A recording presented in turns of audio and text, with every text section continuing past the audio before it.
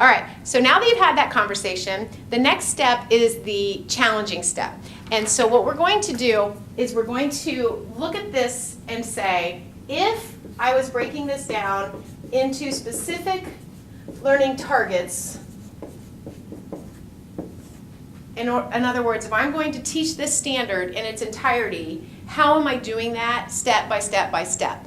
And so this is where you really need to think about your own instruction. So whether you teach IT, culinary, auto, construction, whatever it is, think about, for my field, how am I having them, for instance, write informative text, just general.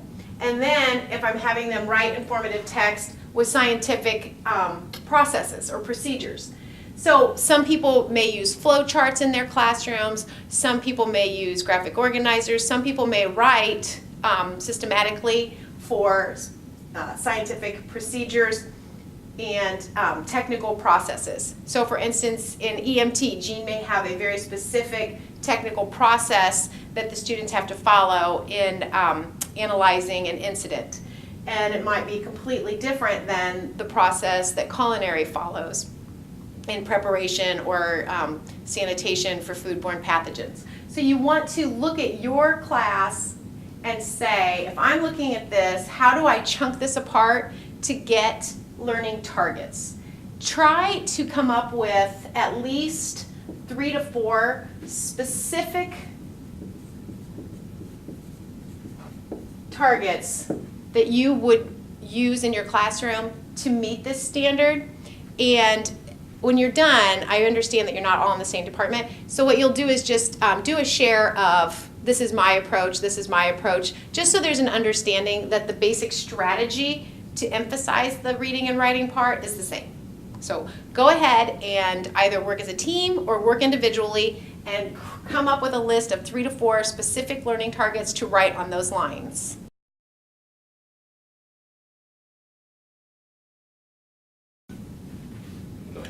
All right, so here is what you may have, something that looks like this. First learning target is to be able to write informative text. Second learning target, write technical processes to a specific audience. And one of the ways to make writing a little bit more interesting from the students is to play with the audience piece. And so you're writing this for an expert out in the field. You're writing this for somebody who is brand new to construction. Whatever your field is, changing up the audience and having them write the process so that they add more detail and sometimes delete. The third is describe data presented in tables. So I need to be able to do this before I can actually draw the conclusions from the tables. I need to be able to describe what the table is even trying to tell me, or the graph, or whatever the chart is. The fourth learning target may look something like describe the research and draw conclusions from the research.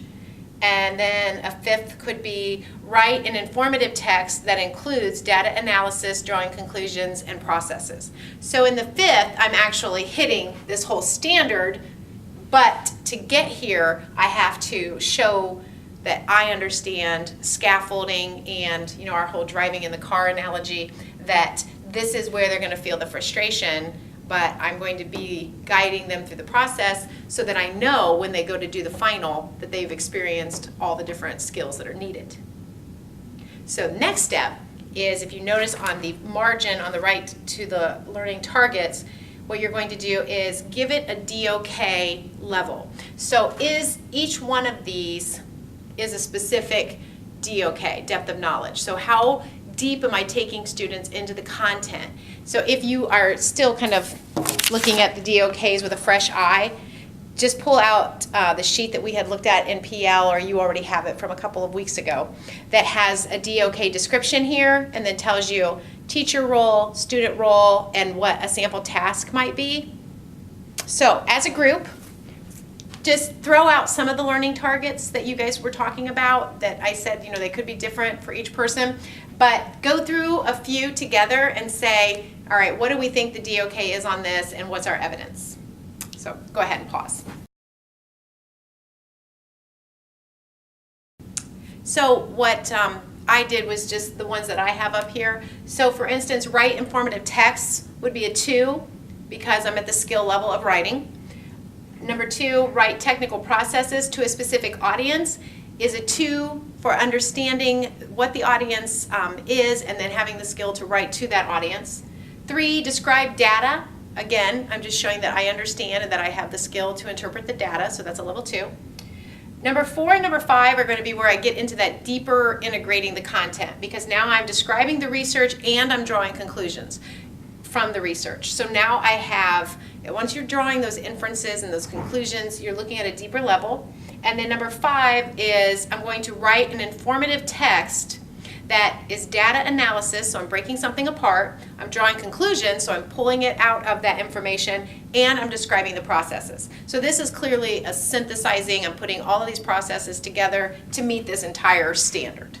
Okay, so now we are finally at step number 8.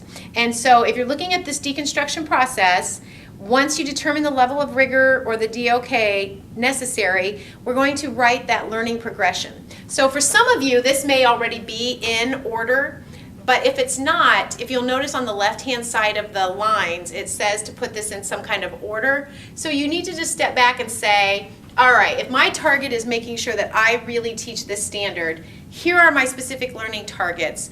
This is the task that I use during the year, or these are the 2 times during the year that I really focus on this writing CTE standard. So just making sure that you have some kind of logical, this is what it means for my teaching. And more importantly, when you start to look at the strategies that you use, this is the heart of good quality instruction. So when I do the informative text, this is what I use, this is why I use it. When I have them look at a process, I may be, let's say that if I am in cosmetology class, for instance, and I'm looking at the sanitation, I may say, you know, these are the processes that all salons have to go through to make sure that they pass inspection. And so I'm going to have them write a technical process for a new salon setup and what are all of the things. So that's my specific audience would be I'm trying to pass inspection. So looking at these and saying, when I teach this, this is the task I give, and this is how I model it, this is how I use a think, pair, share, this is how I use a graphic organizer. I may give them notes on this and then have the students put this into Cornell notes. But you know from your own experience, if I am doing a lesson, for instance with Ms. Templar's checkbook, she knows that every year the students are going to struggle with balancing a checkbook. So if you know that, thinking, okay, that's step number 3 for me, so how am I going to address that, and what will I be using to pick students up when they don't want to drive in the fog or in the ice? So using that analogy, what are the strategies I use to build them up and keep them from failing at step number 4? So just take a moment, and on the back of the goldenrod sheet, in the implications for instruction, this is where we ultimately want to be. We want to be able to look at your learning progression and the learning targets and say, this is what it means to my teaching, and have that good discussion. And then I will see you next Friday.